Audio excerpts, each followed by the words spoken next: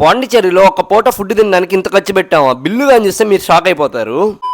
అసలు మ్యాటర్ ఏంటంటే లాస్ట్ వీడియోలో అయితే చెప్పా కదా పాండిచ్చేరికి వెళ్ళానని. పార్ట్ 2లో అయితే నేను ఎక్కడికి పోయాను ఏం చేశాను నేను చూపిస్తానని చెప్పా కదా. ఇదైతే పార్ట్ 2. పార్ట్ 1 ఎవరైనా చూడకపోయింటే పోయి మన ఛానల్లో ఉంటుంది చూసేయండి. ఇంకా పొద్దున్న లేచి ఫ్రెష్ అప్ అయిపోయి రాక్ బీచ్ కి అయితే వెళ్తున్నాం అనమాట. మేము తీసుకున్న రెంటల్ స్కూటీస్ లో. ఇంకా మాకు పొద్దున అంటే తెలిసిందే కదా, మధ్యాహ్నం 11 o'clock కి ఎండలో మనం అసలే నల్లగా ఉంటాం. మళ్ళీ ఈ ఎండకి ఎక్కడ నల్లగా పోతాం అని చెప్పి సన్ స్క్రీన్ పూస్తే ఆ సన్ స్క్రీన్ ఎప్పుడో దారిలోనే ఎండిపోయింది. ఎండకి ఎండుకుంటూ చెమటకు దడుచుకుంటూ మేమైతే మొత్తానికి అయితే రాక్ బీచ్ కి అయితే వచ్చేసాము. ఆడ పోయి చూస్తే మేము తప్ప ఇంకెవ్వరు లేరు. అట్టుంటది అనమాట మన టైమింగ్ తో. బీచ్ అంతా ఖాళీగా ఉంది. ఇంకేడైతే 4 ఫోటోలు 4 స్నాపులు తీసుకొని ఆడి నుంచి అయితే మళ్ళీ వచ్చేసాం మేము. అక్కడ నుంచి అయితే మేము వెళ్ళేదారిలో ఫ్రెంచ్ స్ట్రీట్ ఉంటే ఫ్రెంచ్ స్ట్రీట్ కి అయితే వచ్చేసాము. అందరికి బ్యాక్గ్రౌండ్ తెలిసే ఉంటది, ఎందుకంటే పాండిచ్చేరి పోయిన ప్రతి ఒక్కరు ఇక్కడ ఫోటో తీసుకోవాల్సిందే. ఇంకా మనం పాండిచ్చేరి పోయి ఫోటోలు తీసుకోపోతే బాగోదు కదా, అందుకని మేము ఫోటోలు తీసుకున్నాం. ఇంకా మా సూర్యగాడు అయితే పక్కన అక్కోల కాడ హ్యాట్ దొబ్బేసి మరీ ఫోటోలు తీసుకుంటున్నాడు.